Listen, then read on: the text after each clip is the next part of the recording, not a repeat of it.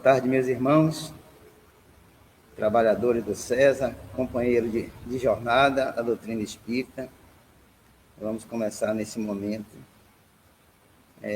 mais um trabalho de reflexões sobre o Evangelho de Jesus, constante do capítulo 16, transmissão da riqueza.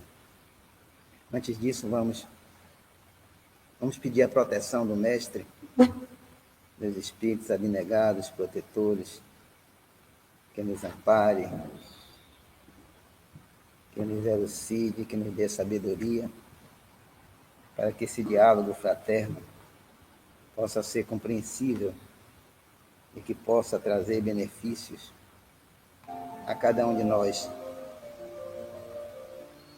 para que em todo instante de nossas vidas nos sintamos fortalecidos e amparados por esse Pai amoroso que nos assegurou e asseverou que não deixaria nenhum de nós relegados.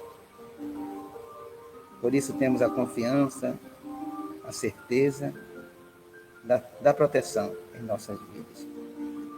E assim nos sentimos amparados, fortalecidos e com a vontade maior de vencer a nós mesmos, vencer as dificuldades que surgem em nossas vidas, que são as provas da misericórdia de Deus, porque Jesus nos disse que não colocaria fardos em ombros que não suportassem. Por isso, meus irmãos, acreditemos, tenhamos fé, exercitemos a nossa coragem, a nossa confiança e a nossa esperança, para que dias melhores possam vir através desse exercício permanente de amor, de fraternidade, de caridade, trabalho constante em nós mesmos para vencermos. Que o Senhor nos ilumine, que o Senhor nos ampare e nos fortaleça, hoje, agora e sempre. Que assim seja. Meus amigos, nós estamos dando continuidade ao capítulo 16, que tem um tema bastante instigante: não servir a Deus e a mamon, ou a Deus e a riqueza. Então, nós falamos no último evangelho, foi falado sobre o desprendimento dos bens terrenos. E, finalizando este capítulo, nós temos a transmissão da riqueza. E tem uma pergunta que é feita, que nós vamos lê-la, para que nós possamos refletir de como se procede essa riqueza e quais são as suas consequências e como nós poderemos tirar proveito dela quando necessário e, se transmitido a nossos herdeiros, como isso se dá e como pode ser feito. A pergunta é a seguinte: o princípio segundo o qual ele é apenas depositário da fortuna de que Deus lhe permite gozar durante a vida, tira ao homem o direito de transmiti-la aos seus descendentes?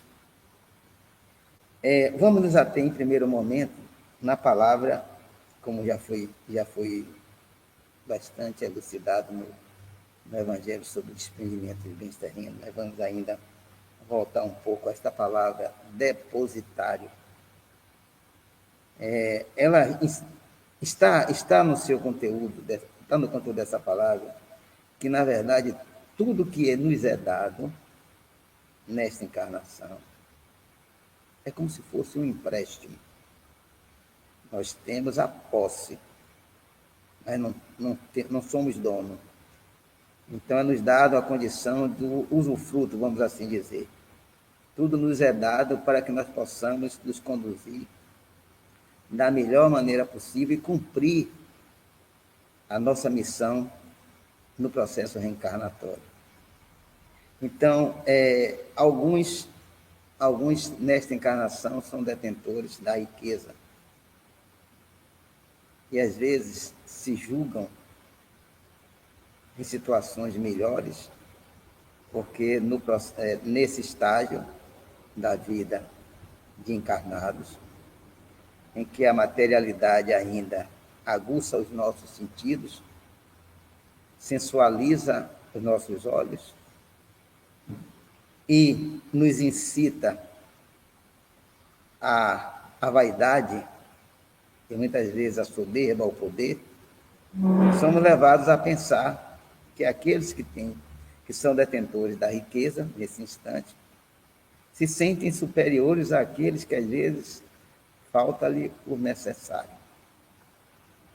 É interessante que discutamos um pouco sobre isso, porque a doutrina dos espíritos, ser livres da codificação, tem nos elucidado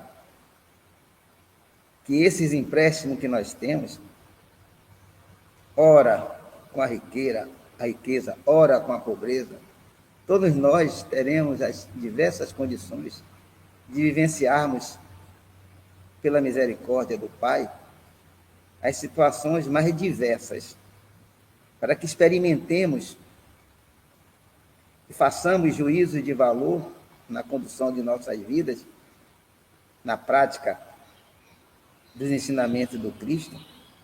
É necessário que tenhamos essas experiências, para que aí sim possamos decidir ou comungar com os melhores propósitos desses ensinamentos do Pai. E, sendo assim, a riqueza é uma das provas mais difíceis para todos nós, porque ela traz no seu bojo, atrelado ao seu exercício, nesse estágio onde nós nos encontramos, o egoísmo, a vaidade, o orgulho, a prepotência, o poder, a cobiça, a ganância. E tudo isto faz com que nós nos distanciemos da chamada verdadeira propriedade, aquela que os ladrões não minam e nem roubam, e que as traças não destroem, que elas são alicerçadas exatamente no íntimo, no coração, como é dito no ensinamento de cada um de nós, que enobrece e que favorece ao crescimento moral de cada um. Mas essa riqueza de que nós estamos falando aqui, esta riqueza em que aguça todos esses predicados da vida material e que impõe-nos uma situação, às vezes, de grande dificuldade pelo seu exercício. A quem é dado a riqueza precisa avaliar a condição de fazê-la prosperar numa lei chamada lei de progresso. E faz-se necessário que exista exatamente a riqueza para este progresso. Mas, às vezes, na maioria das vezes, aqueles que estão detentores dessa condição, desse empréstimo, como depositário, às vezes se tornam depositários infiéis, porque não a praticam em favor de outrem. E decidem fazer só pelo seu benefício pessoal. E aí deixa de cumprir uma das missões mais importantes do propósito da riqueza, que seria, de alguma forma, fazer chegar, ou de alguma forma distribuir-se àqueles que nada possuem, gerando emprego, gerando condições de vida. há de se perguntar, e por que não se exerce de forma adequada? É porque ainda estamos num processo contínuo de aprendizagem, e a nossa evolução espiritual ainda é pequena e não nos permite ver com clareza os desígnios do Pai para que encontremos e façamos a prática do Evangelho em nossas vidas e, por consequência, na vida dos outros, dos nossos irmãos. Então, esta riqueza, e a pergunta que agora voltamos a ela, esta riqueza em que alguns de nós somos detentores, pergunta, podem ser transmitida aos herdeiros, aos descendentes? Obviamente que sim, mas só não podemos afirmar categoricamente que esses descendentes poderão usufruir dessa riqueza que está se deixando para eles. Porque por se tratar de uma decisão maior, podemos realmente deixar para os descendentes, mas eles poderão não utilizar se for da vontade do nosso Pai. E nós temos exemplos, muitos exemplos, em nossas vidas e na vida de outras pessoas, de que fortunas às vezes são deixadas para os descendentes e que, como um passe de mágica, se perde de uma hora para outra, do dia para a noite, como se diz na linguagem popular. Isto se explica que é a vontade do nosso Pai, porque aqueles que deveriam dispor desse empréstimo como depositário, provavelmente não guardou as condições necessárias para esta lida, para este exercício. Então, é aquela coisa, nós podemos deixar, mas não podemos afirmar que esses descendentes poderão usar em seu favor ou em favor de outro.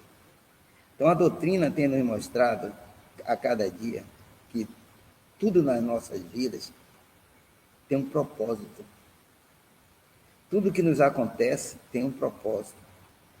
A profissão que temos, a condição que temos, a família que nos é dada para evoluir, todas as situações pró e contra que surgem em nossas vidas, faz parte de uma missão, de um agendamento, de um planejamento reencarnatório, e que muitas vezes desconhecemos ou não queremos conhecer, porque o mais importante dessa doutrina é que a cada dia que nós estudamos, ela nos esclarece os verdadeiros propósitos em nossas vidas. E fica cada dia mais claro, certo? Quando nós nos aprofundamos nesse conhecimento, o que é que estamos realmente a fazer aqui, neste momento? Quem somos nós? De onde viemos? O que fazemos? Para onde vamos? E nesse turbilhão de perguntas e respostas, nós vamos percebendo, de uma forma maior, a razão de ser das nossas vidas. E quando entendemos a razão de ser das nossas vidas, nós vamos compreendendo as nuances dos acontecimentos, tudo que nos ocorre. As coisas boas, as coisas ruins, os desafios, as vitórias, as derrotas momentâneas, mas tudo isso fazendo parte da evolução. Então, por isso que a doutrina é uma doutrina que nos coloca em condições de nos vermos sempre e nos avaliarmos sempre. Cada um de nós, cada um de vocês que estamos escutando esse momento, se quiser perceber o quão é grandiosa essa doutrina, é só perceber o antes e o depois de estar na doutrina. E nós vamos perceber que muitas coisas aconteceram em nossas vidas, muitas situações nós enfrentamos e passaram. E vencemos. Vencemos situações extremamente adversas. E hoje nós olhamos para trás e dizemos, mas como? Como consegui? Como venci tal situação? Ou seja, nós, e aí nós vamos ainda voltando à riqueza, nós temos a riqueza ou as condições necessárias e suficientes ao propósito maior que é a vida nesta encarnação. Aí é onde me questionar em pensamento. Mas como tantas pessoas passam por necessidades, lhes faltam o necessário? Como dizer que nós temos tudo que nós precisamos? Do ponto de vista material, se nós nos detivermos só na vida material, nós podemos dizer assim, falta-lhe o necessário.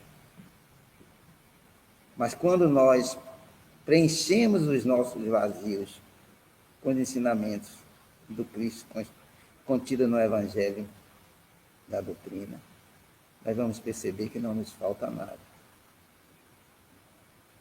Que esse necessário material, nesse momento, é o que precisamos para vencer a nós mesmos. Aí as pessoas dizem assim, é porque você não passa por dificuldades, ou você não está passando por dificuldades, porque você é detentor da riqueza. Nós somos realmente ricos. Ricos de algo que nos preenche todos os vazios, mas não é a riqueza material. Não nos falta o necessário, obviamente. Certo? Hoje, ontem talvez tenha faltado. Hoje não nos falta. Mas eu falo de uma riqueza que preenche todos os vazios em nossas vidas. É essa que temos que buscar todos os dias. É esta riqueza que precisamos, sim, transmitir aos nossos descendentes. A riqueza moral, o respeito, o amor, a solidariedade, o devotamento, a caridade, a sabedoria, a justiça para com os outros. Então, essas são as riquezas e são verdadeiras propriedades, porque essas os ladrões não minam nem roubam, porque onde estiver estará o nosso coração, o nosso bem maior, que é alicerçado através dessas leis, vamos chamar de leis morais em nossas vidas. Então, meus amigos, a outra riqueza, ela é necessária para a nossa experiência. E quando é condizente ao Pai, Ele nos dá e tira, por entender que aquela condição não vai favorecer o nosso adiantamento moral. É importante que nós pensemos em tudo isso, porque muitas vezes, quantos irmãos nossos intentaram contra a sua própria vida, ao perceber que, de repente, deixou de usufruir de determinada soma, determinado poder, determinada condição de vida. E aí, como se a vida tivesse chegado ao fim. A doutrina dos Espíritos, essa doutrina que nos edifica, que nos alicerça, que promove bem-estar em nossas vidas de forma equilibrada, reafirma e afirma todos os dias, quando estudamos, que nós precisamos nos conhecer. Nos conhecendo, nós vamos perceber qual é o grande propósito desse estágio em que nós estamos vivendo hoje e agora. E quando assim pensamos, nós conseguimos tirar muitas lições.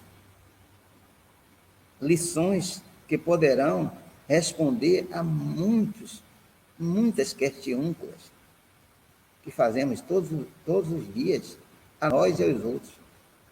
Por quê? Por que isso me acontece?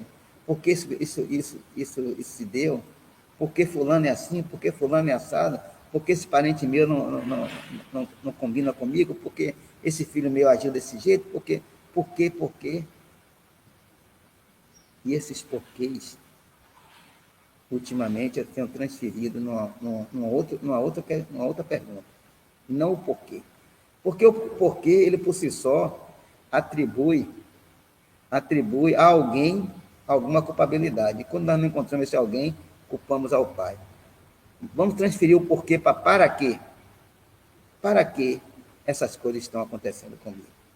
E aí nós vamos ter condições de responder a nós mesmos, pelas nossas consciências, através dos ensinamentos do Evangelho e da preparação que estamos tendo nesta encarnação para sermos melhores.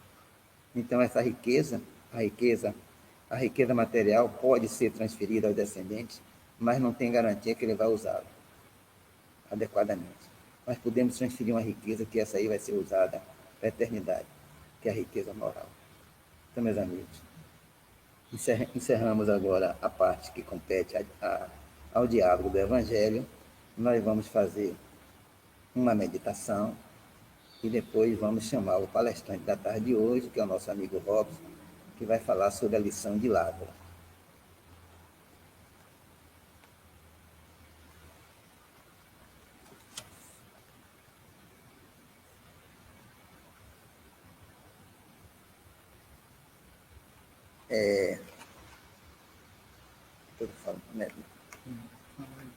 Pedimos desculpa ao nosso irmão Robson, porque nós colocamos no card o nome do palestrante anterior.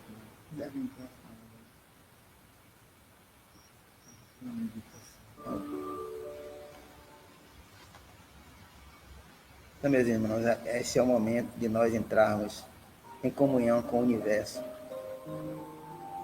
elevando os nossos pensamentos, agradecendo ao nosso Pai, o Criador, por este momento grandioso,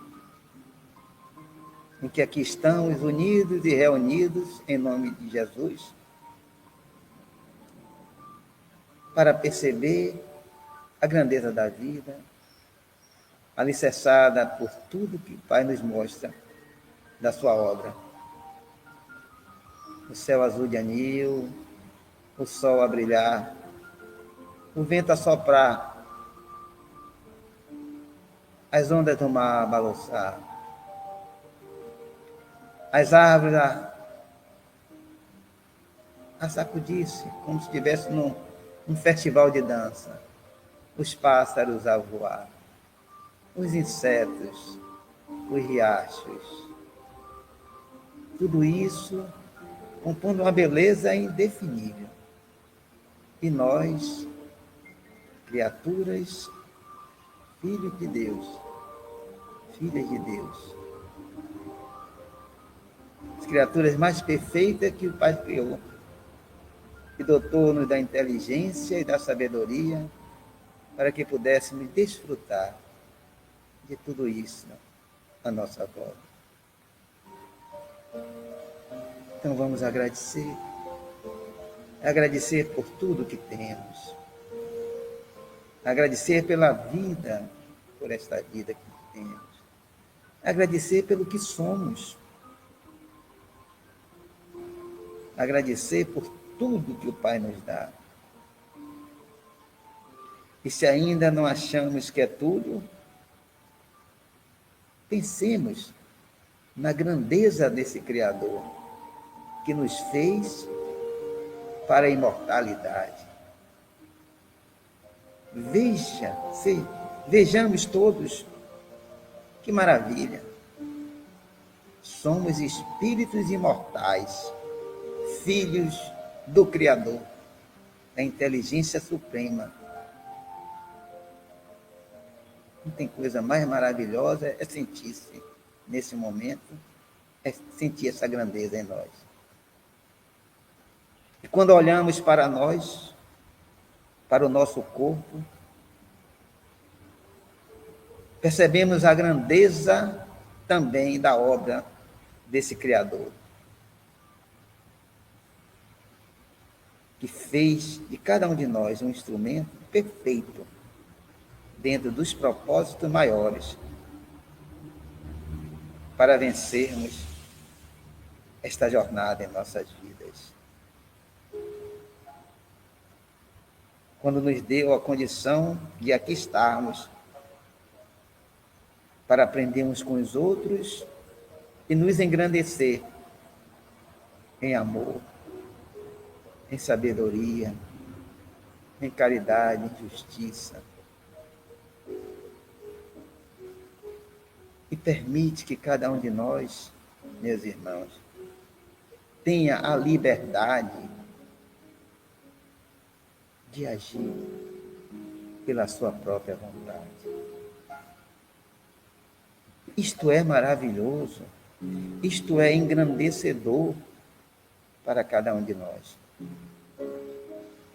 Então pensemos em tudo isso e vejamos quão importante nós somos para esse Pai, como criatura. E utilizemos de tudo isto que o Pai nos dá, para que possamos cumprir e trabalhar em sua obra. Porque Ele nos deu tudo isso para que nós pudéssemos trabalhar como co-criadores da sua obra. Arregacemos as nossas mangas e vamos ao trabalho da edificação moral, ao trabalho que nos alicerçará um dia ao posto maior para que nós fomos criados, a perfeição, a angelitude. Então, meus irmãos, este é um momento grandioso e nós deveremos nos sentir gratos a esse Pai que nos dá tudo o que precisamos, mesmo que ainda não consigamos enxergar plenamente e nem ouvir com clareza os teus ensinamentos e os teus conselhos, mas que possamos dizer: Senhor, seja feita a tua vontade acima de qualquer coisa, e nos dê a sua paz, a sua bênção e o seu conforto, para que nós nos sintamos cada vez mais fortalecidos, amparados, esperançosos nessa busca maravilhosa de aprender uns com os outros, os nossos irmãos. Que o Senhor seja bendito e louvado, meu Pai, hoje, agora e sempre. Que assim seja.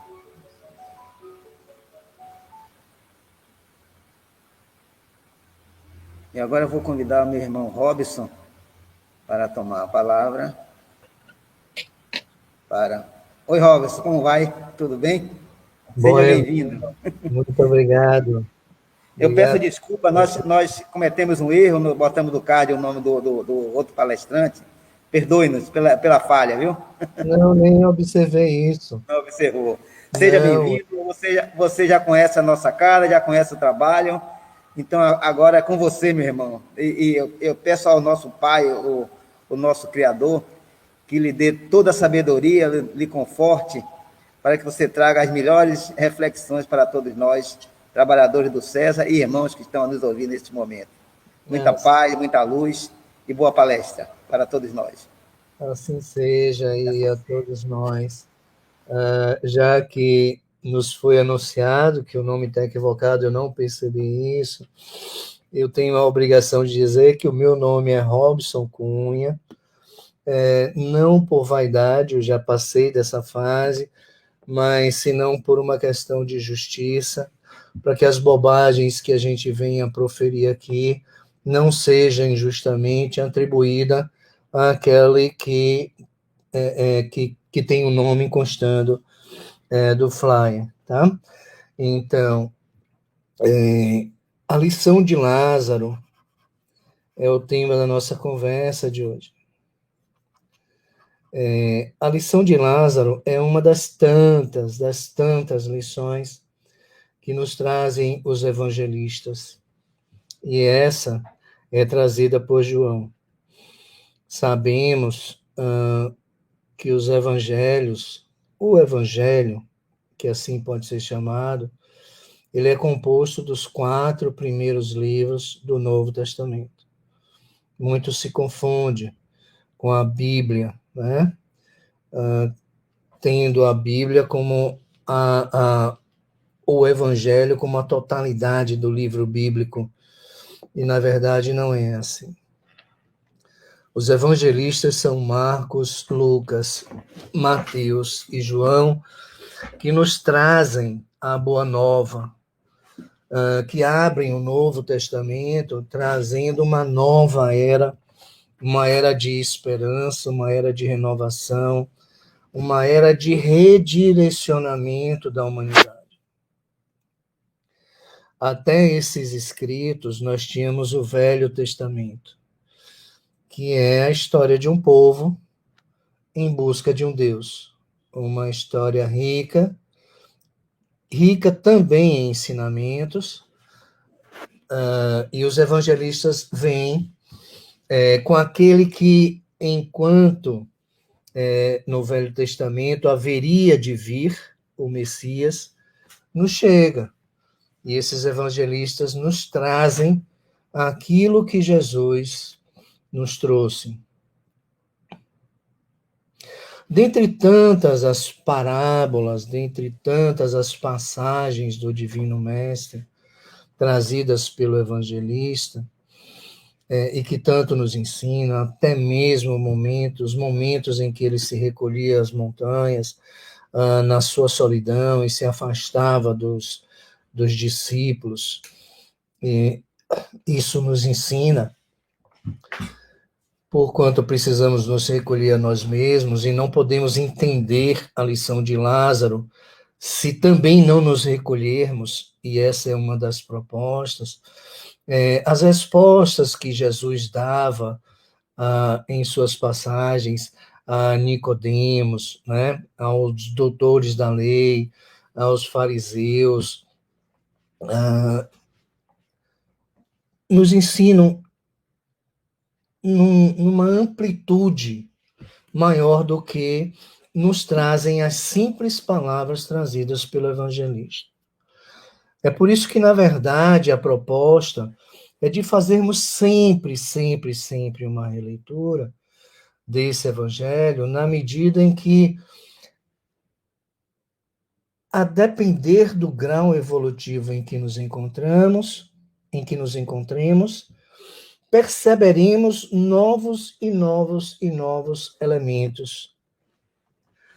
Nós não estamos somente relendo o Evangelho, senão fazendo uma nova leitura com aquilo que eu hoje sou, diferente daquele que fez a leitura anterior.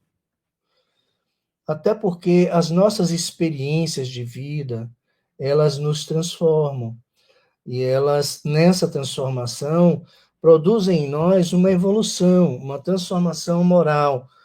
E uma leitura nesse estado em que nós somos outros, trazem certamente elementos não vistos em leituras anteriores. O que aprendemos com a passagem de Lázaro no Evangelho, trazida por João, está no capítulo 11, e em todos os seus versículos. Essa passagem trazida por João no capítulo 11, ela tem alguns personagens. Maria, aquela Maria que, quando Jesus jantava, né, na casa de umas pessoas, ela foi aquela que lavou os pés do mestre com as suas lágrimas, enxugou seus cabelos e lavou com um óleo ungido, que na verdade para a época era raro e caríssimo. E aquele ato foi objeto de contestação das pessoas que estavam ali. E Jesus responde aqui. Mas essa passagem a gente vai retomar daqui a pouco. Essa Maria é a irmã de Marta, também é um personagem que está nesse capítulo 11 de João. Marta, sua irmã, que tem um comportamento, tem uma personalidade diferente da de Maria, ela comparece, né?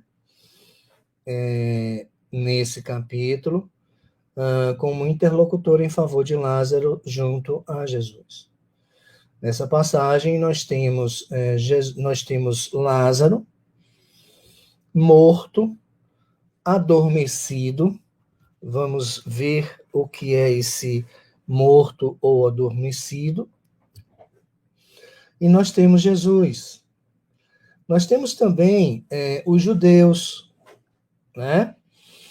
Esses sujeitos, naquele contexto, trazem nessa passagem o desespero das irmãs Marta e Maria com relação à morte, ou então, até aquele momento, a enfermidade de Lázaro. E Lázaro passa enfermo por alguns dias, e quando Maria está presente naquela ceia e que lava os pés de Jesus, ela pede por Lázaro: Senhor, aquele que vos ama está enfermo. E Jesus fica sabendo daquilo, ali naquele momento. Jesus está há 4 dias, vamos usar esse parâmetro de referência, do corpo de Lázaro. E simplesmente ele diz, né? Ele diz a Maria para que ela não se inquiete e que Lázaro estaria adormecido. Estava, porém, enfermo um certo Lázaro de Betânia, a aldeia de Maria e de sua irmã Marta, na Judéia. E Maria era aquela que tinha ungido o Senhor com unguento e lhe tinha enxugado os pés com seus cabelos, cujo irmão Lázaro estava enfermo, objeto de tristeza e de preocupação de Maria. Mandaram-lhe, pois, suas irmãs dizer: Senhor, eis que está enfermo aquele que tu amas. Quando Maria diz isso a Jesus, nós precisamos reflexionar a respeito do que diz aquele que tu amas para Maria, o seu irmão. Mas toda a atitude, toda a providência de Jesus sobre aquele amado, na verdade, representa a humanidade, não só o Lázaro. A enfermidade de Lázaro, que movimenta Jesus e que faz Jesus chorar, é uma das passagens em que o evangelista mostra que Jesus chora. Ela é emblemática porquanto representativa não de um sujeito que mereceu a atenção do Senhor Jesus, senão de toda a humanidade, como no livro O Consolador, Emmanuel nos traz, né? Na pergunta 317 desse livro O Consolador, de Emmanuel, psicografado por Chico Xavier, a pergunta 317 é trazida na seguinte forma: a ressurreição de Lázaro, operada pelo Mestre, tem um sentido oculto como lição à humanidade? E Emmanuel nos responde: o episódio de Lázaro era um selo divino identificando a passagem do Senhor, mas também foi símbolo sagrado da ação do Cristo sobre o homem, diz Emmanuel. Símbolo da ação sagrada do Cristo sobre o homem. Essa enfermidade de Lázaro, essa morte de Lázaro, ela precisa chegar aos nossos corações para que nos vejamos Lázaro. Para que nos vejamos Lázaro. Nas nossas enfermidades e naquilo que em nós precisa morrer. E de que forma ressuscitamos?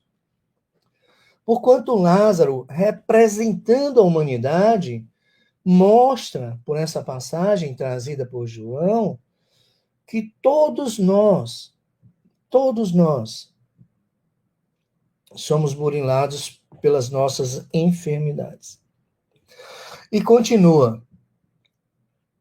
Símbolo sagrado da ação do Cristo sobre o homem, testemunhando que o seu amor, o amor do Cristo, arrancava a humanidade do seu sepulcro de misérias.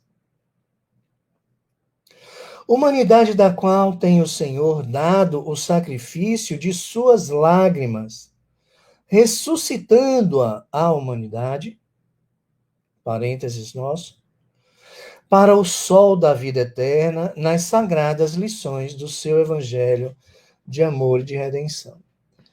Com essas breves e sábias palavras, Emmanuel traz toda a mensagem que João nos proporciona dessa passagem de Jesus com Marta, que tem um comportamento por força de uma personalidade, que também nos diz alguma coisa, com Maria, que também tem um comportamento e tem uma personalidade que nos diz alguma coisa, e nós temos Marta e temos Maria em cada um de nós, porque nós somos polares, e é exatamente essa integração que é proposta pela evolução espiritual, pela evolução moral. Né? Então, Maria, aquela que tinha ungido o Senhor, lava os pés, enxuga com os seus próprios cabelos. E aí tem, mandaram-lhe, pois, suas irmãs dizer, Senhor, eis que está enfermo aquele que tu amas. E já sabemos que aquele amado de Jesus, na figura de Lázaro, representa todos nós, toda a humanidade. E Jesus, ouvindo isso, disse, esta enfermidade, observem, não é para a morte, mas para a glória de Deus, para que o Filho de Deus seja glorificado por ela, por essa morte. A morte, ela traz um significado, digamos assim, concreto, muito, muito, muito diferente do seu real significado simbólico, principalmente para nós espíritas. Sendo imortal o espírito, a morte nada é senão a vida, senão a renovação da vida, senão a continuidade da vida. Vamos ler de novo as palavras de Jesus no capítulo 11 de João, versículo 3. Esta enfermidade anunciada por Maria e Marta, não é para a morte, mas para a glória de Deus. Para que o Filho de Deus seja glorificado por ela, pela morte que na verdade é vida, pela morte que na verdade é renovação. Por que para a glorificação de Deus? Para a glorificação de Deus, porque essa glorificação está na glorificação do Espírito, que caminha no seu processo evolutivo, no seu processo de transformação, e passa pela morte, que na verdade é a nova vida. Em outra passagem no Evangelho segundo o Espiritismo, nos traz que essa morte, ela faz morrer o velho e nascer o novo. Morre o homem velho para que possa nascer, ressurgir o homem novo. E é esse homem novo que simplesmente é a glorificação, é a glória do Pai. Para que o Filho de Deus seja glorificado pela morte, seja glorificado por ela. Como glorificado pela morte? Se a morte é uma passagem, a glória está depois dessa passagem. Não é uma passagem literal, cirúrgica, que já desencarnaremos e estaremos na erraticidade glorificados, santificados, senão ainda em um processo. Porquanto a evolução passa pela oportunidade reencarnatória, onde somos colocados num campo de provas, num campo de experiências, porquanto essas experiências que nos afetam são elas que burilam o espírito, e sem elas não haveria glorificação, nem a oportunidade da glorificação. São essas experiências, o resultado dessas experiências no espírito encarnado, que o transformam, que o burilam, mas também as experiências do entrevidas, vividas na erraticidade, entre um processo, entre uma reencarnação e a próxima, também são transformadoras. Também são experiências, muito mais na erraticidade, reflexivas. Oportunidade de um balanço, oportunidade de sabermos o que fizemos e o que temos por fazer. Oportunidade de saber como nos encontramos e qual é o nosso objetivo, qual é o nosso propósito e o que precisa acontecer no devir desse espírito. E Jesus, ouvindo isto, disse: essa enfermidade não é para a morte, mas para a glória de Deus, para que o Filho de Deus seja glorificado. Glória de Deus, glória do Pai, porque o Filho que passa pelo processo evolutivo, que sustenta e afirma as suas dores, que acolhe como providências divinas, com o propósito de burilar e iluminar o espírito, glorifica o Pai. E para a glória do próprio Espírito, do próprio Filho, porquanto essa morte é um marco de que aquela fase destinada àquele período reencarnatório foi cumprida. Os processos que continham nesse contexto da encarnação de Lázaro foram atendidas, e como assim o da humanidade, quando nós morrimos. Morremos, e essa morte não significa a morte do desencarne, mas as nossas diversas mortes nas nossas encarnações. A morte do orgulho em nós, a morte da vaidade, a morte do apego, a morte da possessividade, a morte da ira injusta. Essas diversas mortes compõem a glorificação. Não são elas que nos levam à glorificação, mas fazem parte, constroem, e precisamos lidar com essas enfermidades morais para que, enfrentando, nos transformemos. E mais adiante, no versículo 5, ora, Jesus amava Maria e a sua irmã e a Lázaro. Ouvindo, pois, que estava enfermo, ficou ainda 2 dias no lugar onde estava, em Betânia, quer dizer, na Judéia, longe, a 4 dias de Betânia, onde estava Lázaro. Ele ainda permaneceu ali 2 dias. E Lázaro já tinha 2 dias de enfermo, né? De adormecido, de inerte. Depois disso, disse aos seus discípulos: vamos outra vez para a Judéia, aonde estaria Lázaro. E os seus discípulos dizem: Rabi, ainda agora os judeus procuravam apedrejar-te, e tornas para lá? É lá que Lázaro está. Mas é lá que queriam apedrejar Jesus. Mas observe, é para lá que nós vamos. Não me importa as pedras. O que me importa é a alma, é o espírito.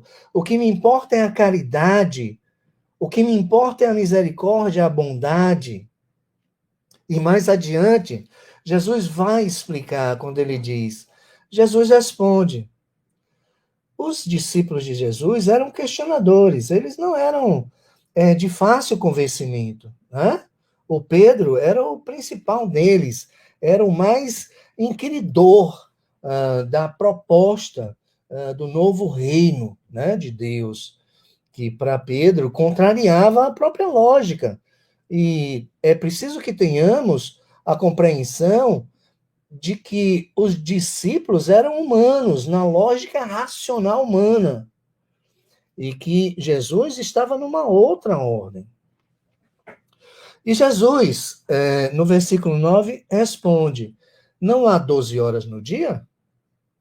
Se alguém andar de dia, não tropeça, porque vê a luz deste mundo. É mais uma metáfora trazida por Jesus. Mas, se andar de noite, tropeça, porque nele não há luz.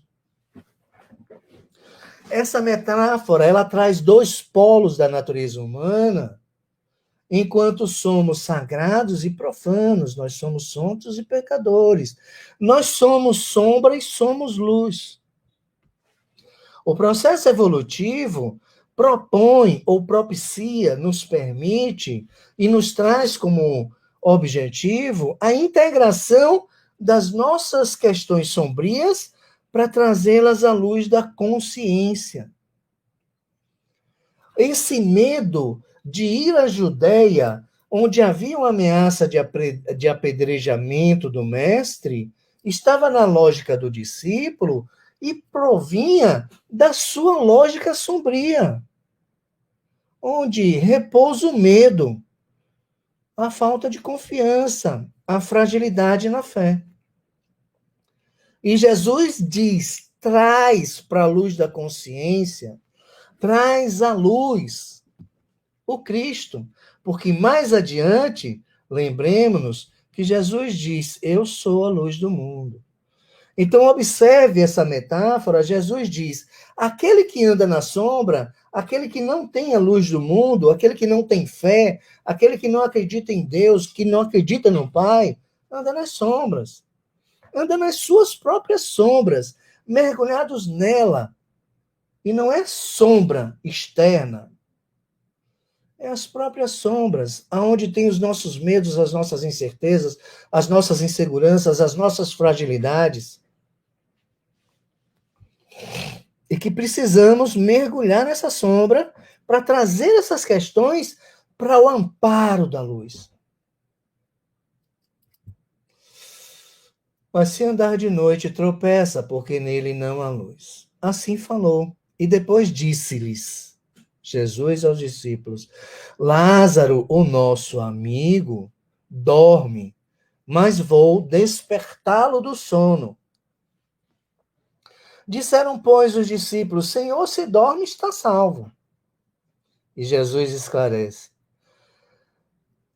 Eles, porém, Jesus dizia isso da sua morte, da morte de Lázaro.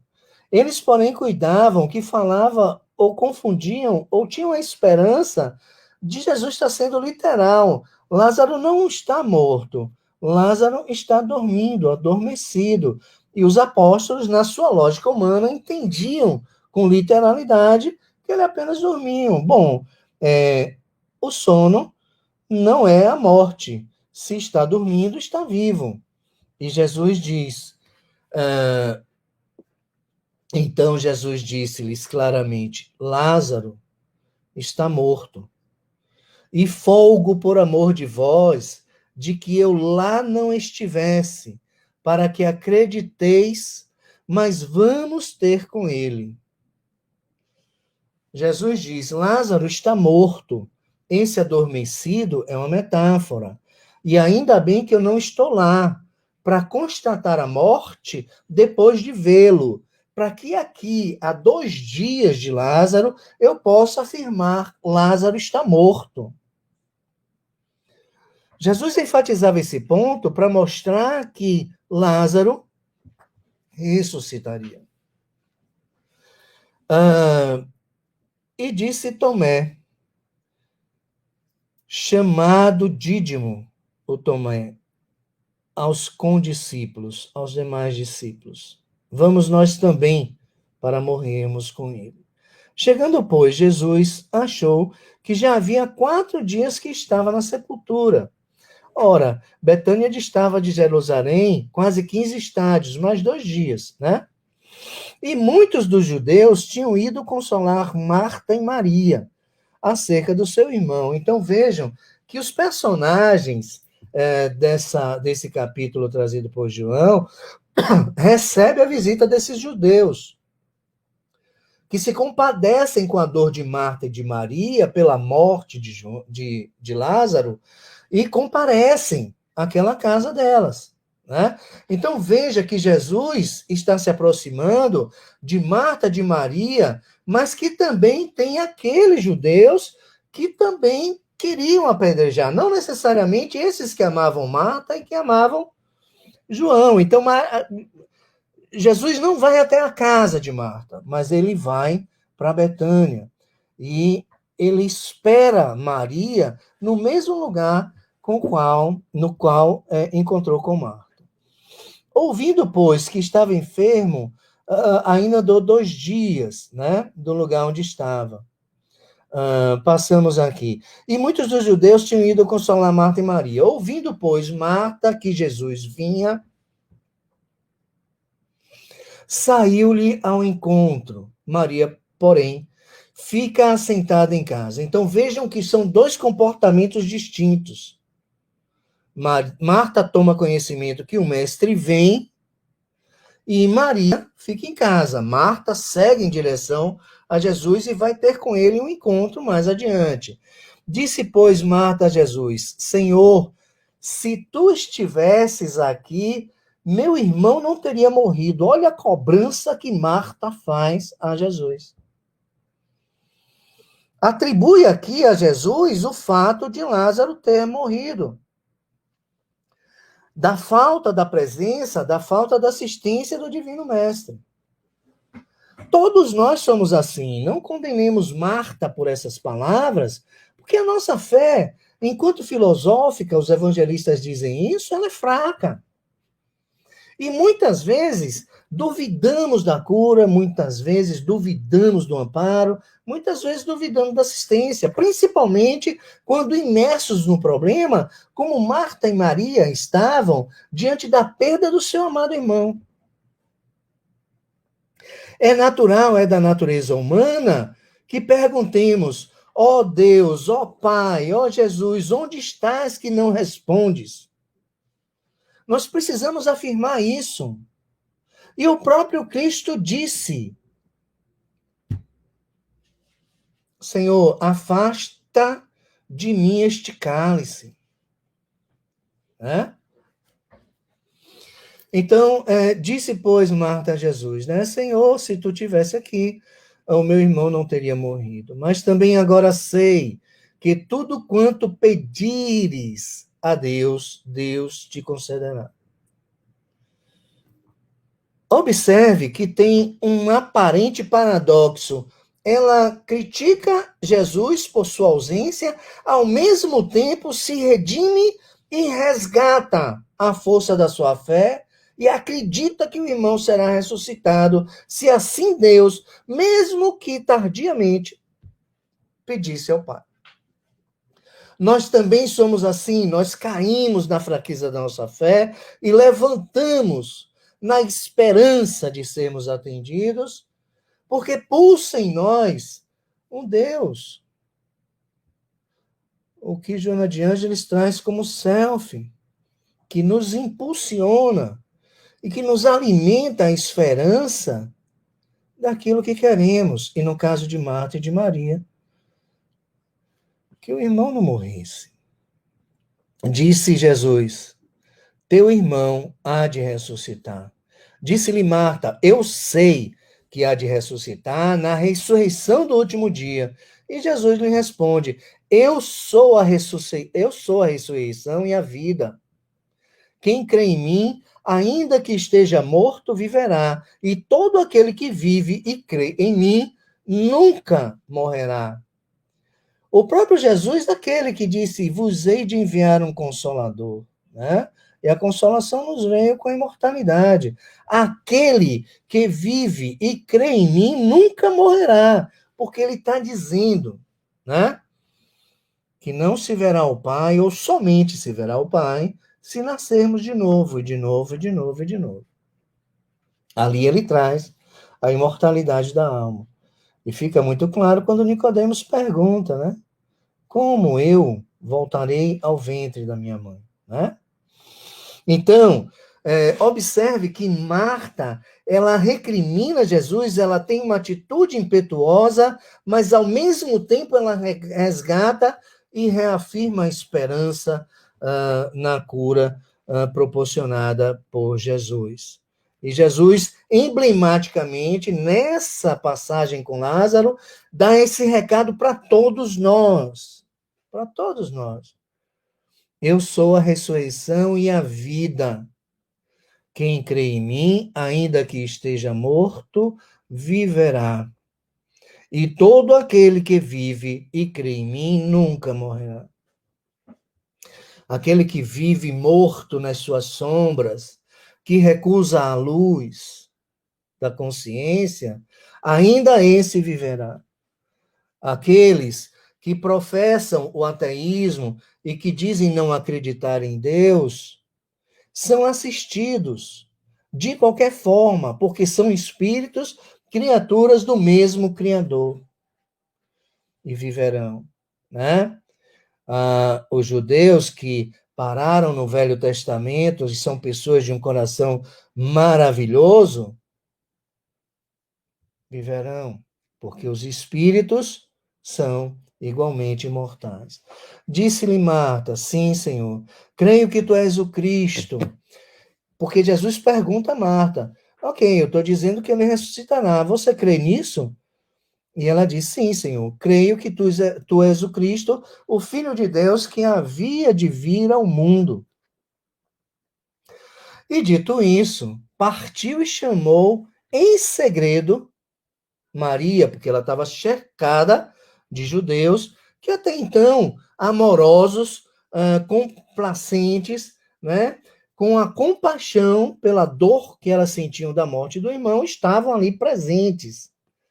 Mas entendia-se não confiáveis, né, porque era um povo que queria a morte, apedrejar Jesus, né? E dito isto, partiu, chamou em segredo Maria, sua irmã, dizendo, o mestre está cá e chama-te. Ela, ouvindo isto, levantou-se logo e foi ter com ele. Veja que Jesus ficou, recebeu Marta, conversou, Marta volta, anuncia silenciosamente, sigilosamente a Maria. Maria se desloca até o local onde Jesus está e ouve de Jesus. Vendo, pois, os judeus que estavam com ela, que ela fez esse movimento, imaginavam que ela estivesse indo à tumba de Lázaro, né? E seguiram ela, né? Foram atrás dela. Eles pensam que ela iria para o sepulcro. Tendo, pois, Maria chegado aonde Jesus estava, e vendo, lançou-se aos seus pés, dizendo a mesma coisa que Marta disse. Senhor, se tu estivesses aqui, meu irmão não teria morrido. As duas disseram isso. Marta diz isso a Jesus e se redime e diz, mas eu acredito que se pedires ao Pai, Lázaro terá sua vida de volta. Mas qual é a atitude de Maria? Maria diz a mesma coisa. Se estivesses aqui, Senhor, Lázaro não teria morrido. Eu não estaria passando por essa dor.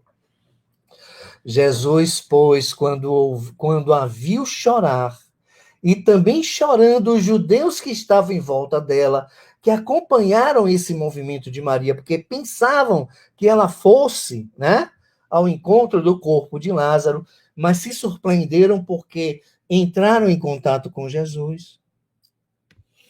Jesus, pois, quando viu chorar e também chorando os judeus que com ela vinham, moveu-se muito em espírito e perturbou-se. Jesus com Marta ouviu a mesma coisa e redarguiu Marta. Você crê ou não crê? Né? Mas olhe que as palavras de Maria tocaram profundamente Jesus. Jesus foi afetado. E é uma das passagens que o evangelista atesta, certifica. Jesus chorou. Chorando, Jesus pergunta àqueles que ali estão, obviamente mais diretamente a Maria, onde está o corpo de Lázaro, né? Chorando, aos olhos dos judeus, os judeus se impressionam e dizem como Lázaro era amado pelo Cristo. Olha como Jesus ama Lázaro, né? E alguns disseram, não podia ele que abriu os olhos do cego, veja, né, como é a natureza humana e como é a lógica humana. Não podia ele, Jesus, que abriu os olhos do cego, que trouxe de volta a visão do cego, não ter deixado Lázaro morrer? Essa é a lógica da humanidade, é a nossa lógica. É a nossa lógica. Amélia Rodrigues, que nos escreve a convite de Joana de Ângeles, cada autor espiritual, ele abraça uma causa, né? Das várias dimensões. E Amélia Rodrigues abraçou a história de Jesus. Ela nos traz os bastidores que não foram trazidos pelos evangelistas, ou que foram trazidos e descartados, né? A gente não vamos entrar nesse mérito aqui. Mas a Amélia Rodrigues, ela nos mostra que o contingente de pessoas que procuraram a cura em Jesus foi imenso. Mas nem todos foram curados, nem todos foram atendidos. Jesus não curou por curar, Jesus não infringiu as leis naturais. Jesus curou aquele para quem a cura era oportuna e meritória. Jesus curou somente aqueles cuja enfermidade fez o seu efeito da propriedade educadora da dor transformadora. Mas os judeus questionavam: se ele fez um cego enxergar, ele pode fazer qualquer cego enxergar, qualquer paralítico andar e qualquer pessoa não morrer. Porque se ele ama Lázaro a ponto de chorar, não evitou a morte do amado Lázaro, né? É uma questão de toda a humanidade.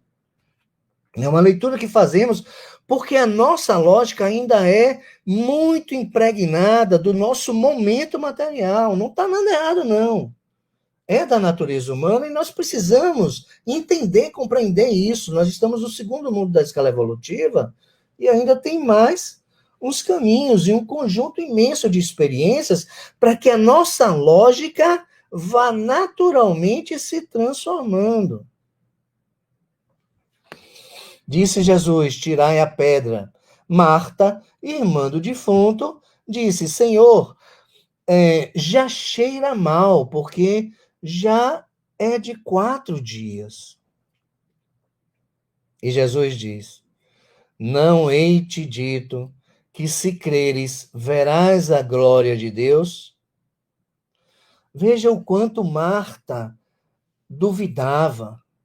Veja o grau da fé de Marta, né? Ela vai e volta, ela questiona, mas é pela fraqueza da fé. Maria é aquela que viajou 2 dias para lavar os pés do mestre naquele jantar, e entrou naquele jantar se arrastando porque as mulheres não eram convidadas e não eram bem-vindas, mas é um capítulo de uma outra história, né? E Jesus diz a Marta: não te hei dito que se creres verás a glória de Deus? Tiraram, pois, a pedra de onde o defunto jazia. E Jesus, levantando os olhos para cima, disse: Pai, graças te dou por me haveres ouvido. Jesus não precisava dizer isso. E Jesus não estava dizendo isso ao Pai. Jesus estava dizendo isso aos judeus. Para que os judeus percebessem que Jesus tinha uma conexão com o Pai, que Jesus era filho do Pai, que Jesus era filho de Deus. E que as obras que ele fazia não eram dele, eram do Pai. E ele diz para os judeus, não é para o Pai: Pai, graças te dou por me haveres ouvido. Eu bem sei que me ouves, mas eu disse isso por causa da multidão que está em redor, para que creiam que tu me enviaste. E tendo dito isto, chamou com grande voz: Lázaro, sai para fora. E o defunto saiu, tendo as mãos e os pés ligados, amarrados, mas ele sai e se coloca em movimento, né? Observe que Jesus, para ressuscitar, para trazer a vida de Lázaro, e já sabemos nesse ponto da nossa conversa que Lázaro ali era um fiel representante da humanidade, Jesus diz: tira a pedra sobre ele e desata-lhes os nós. Jesus estava falando para a humanidade ali. Jesus estava falando para aquele que nos ampara. Jesus estava falando para aquele que se compadece de cada um de nós nas nossas enfermidades, nas nossas dificuldades, na fragilidade da nossa fé, nos nossos medos. Nós temos sempre alguém nos acompanhando. Nós não estamos sós. Eu falo de encarnados e falo dos nossos espíritos amigos simpáticos, daqueles que têm o propósito de ajudar no nosso caminhar evolutivo. Nós não estamos sós, nem desamparados, mas temos em nós uma pedra que nos pesa. E estamos também atados, como Lázaro. Nós temos uma pedra do peso da culpa que nos prende, que nos paralisa. Nós temos o peso da pedra do orgulho, da vaidade, que impede que peçamos o perdão quando realmente cometemos as nossas falhas e os nossos equívocos e as nossas escolhas não foram muito boas. Nós temos a pedra do julgamento que nos faz julgar o outro, muitas vezes até condenar o outro no julgamento que fizemos e executar a pena sobre o outro, muitas vezes até nos afastando dele. Tudo isso é da natureza humana, todas essas pedras, representadas pela pedra que estava sobre o corpo na tumba de Lázaro, nós as temos. E nós precisamos saber disso, ter a consciência disso, trazer essas pedras da nossa sombra para a luz da nossa consciência, para que possamos quebrá-las. Nós temos as amarras que nos impedem, a fraqueza da fé, a fragilidade na autoestima, a fragilidade na confiança em nós mesmos. Jesus disse, tudo é possível para aquele que crê, mas alguma coisa ainda nos amarra, porque não queremos crer na possibilidade e ficamos amarrados, contidos na impossibilidade.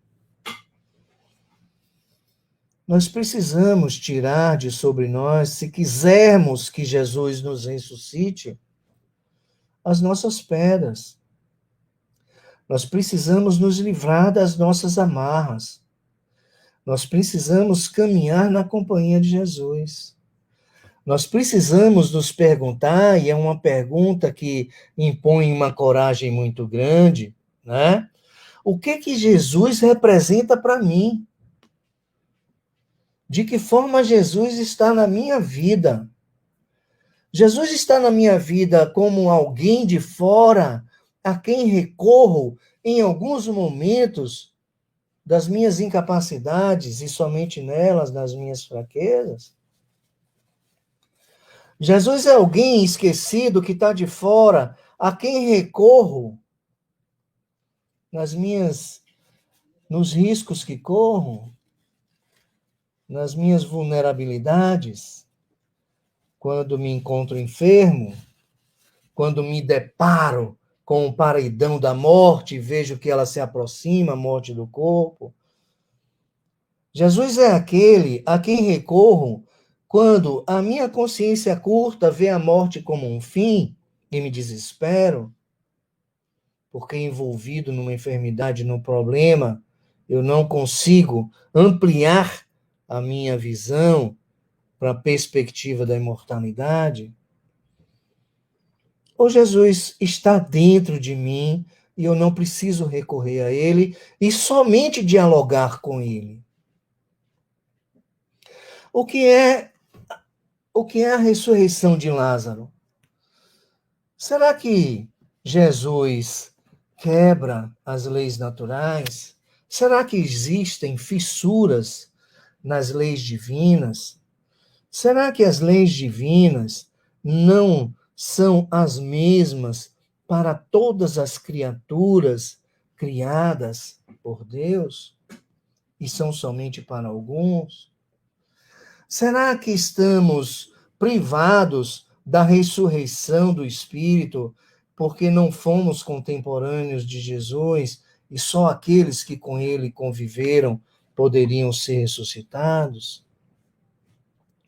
Qual é a minha relação com o Mestre? Eu converso com ele ou eu somente peço o que quero a ele? O que eu coloco nas mãos dele? Somente aquilo que foge às minhas mãos, que os meus braços não alcançam mais? Ou será que eu coloco a ele o pedido que me dê a mão, ainda que indigno, de levar os meus olhos ao encontro dos dele? Quem é Jesus para mim? Que relação eu tenho com ele? O que eu faço com o sagrado em mim? Né? E Jesus diz, deixa-o ir, né? Muitos, pois, dentre os judeus que tinham vindo a Maria, que tinham visto o que Jesus fizera, passaram a crer em Jesus. Ok, contemporâneos hoje, nós não vimos Jesus ressuscitar nenhum morto. Se isso me falta para crer, me impede de crer? O que é a ressurreição? É simplesmente trazer o espírito de volta para a matéria? Será que não temos a todo instante, diante de todos os fatos, diante daquilo que até mesmo chamamos de problemas e de injustiças, será que não são oportunidades da nossa própria ressurreição? Será que as nossas enfermidades físicas, morais, biológicas, orgânicas, psicológicas, não são oportunidades redentoras para que percebamos ou que sejamos compelidos a rever o caminho que estamos seguindo, a nossa relação com a divindade, a nossa relação com Deus, a nossa relação com Jesus, a nossa relação com nós mesmos? A lição de Lázaro, ela pode nos ensinar muita coisa. A gente pode ler essa passagem trazida amorosamente por João de uma forma literal.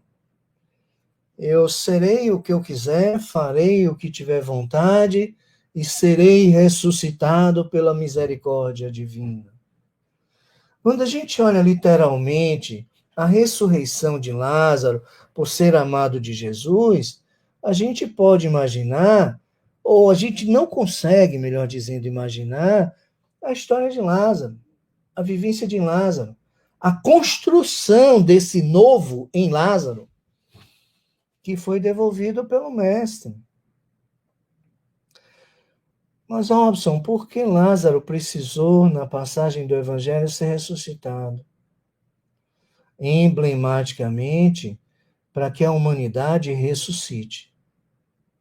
Simbolicamente, para que ressuscitemos. para que acreditemos que a morte não é o fim, senão um novo começo, e não um recomeço, o mesmo começo novamente. A morte é sempre um novo começo.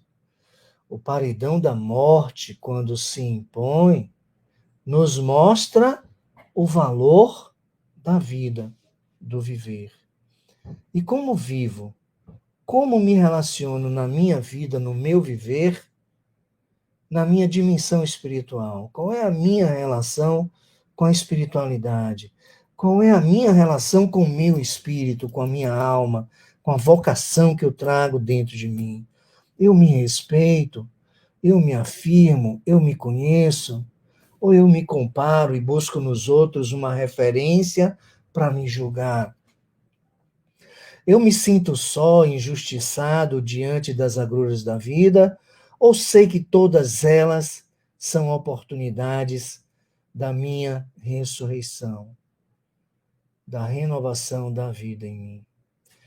Eu espero que tenha ficado uma sementinha no coração de cada um e que Jesus se incumba de regar para que ela venha dar bons frutos e que a lição de Lázaro se internalize em cada um de nós, no nosso silêncio, para que possamos reflexionar sobre toda essa interpretação que nos chegou. Fiquem com Deus.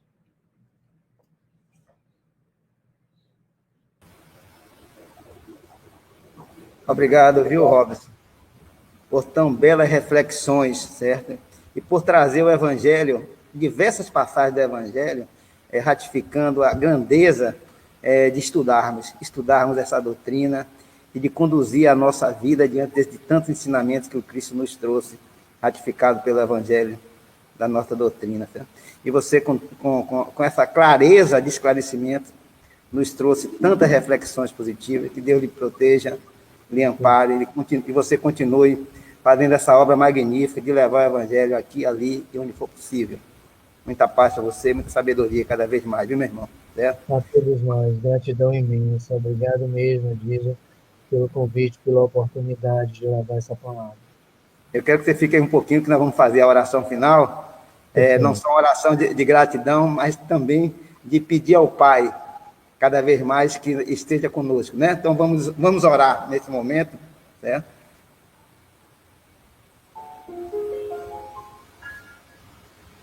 Senhor de nossas vidas, esta é a hora de agradecer-te. Agradecer-te pela vida, por tão momentos grandiosos que tivemos nesta tarde, pela proteção que nos dá, por este ambiente agradável, sossegado, tranquilo e amparado pelas tuas luzes. Que o Senhor nos dê uma convivência cada vez mais tranquila, nesses momentos que parecem tão difíceis quando não fazemos a viagem interior. Porque quando assim procedemos, aí percebemos em nós a tua luz, a tua grandeza, a tua criação, o maravilhoso ser que somos nós, as tuas criaturas. Por isso, Pai, nós somos gratos por tudo isto, pela vida, pela natureza, pelo corpo, pela família, pelos amigos, pela casa de oração, por essa doutrina maravilhosa, encantadora, que nos dá o suporte para exercitar em nós a razão e perceber quem somos, por que aqui estamos e qual é o nosso papel diante do Pai, diante de nós e diante de nossos irmãos. Que o Senhor nos dê a tua paz, que a tua luz ilumine a todos os meus irmãos, onde quer que eles estejam nesse instante, principalmente aqueles que estão necessitados do corpo e da alma, que eles recebam neste momento essas bênçãos e as luzes de amparo, para que não nos falte nesta vida fé, coragem e esperança. Muita paz e muita luz para todos. E uma boa noite. Assim seja. Que assim seja. Obrigado, meu irmão. Muita paz. Muita paz.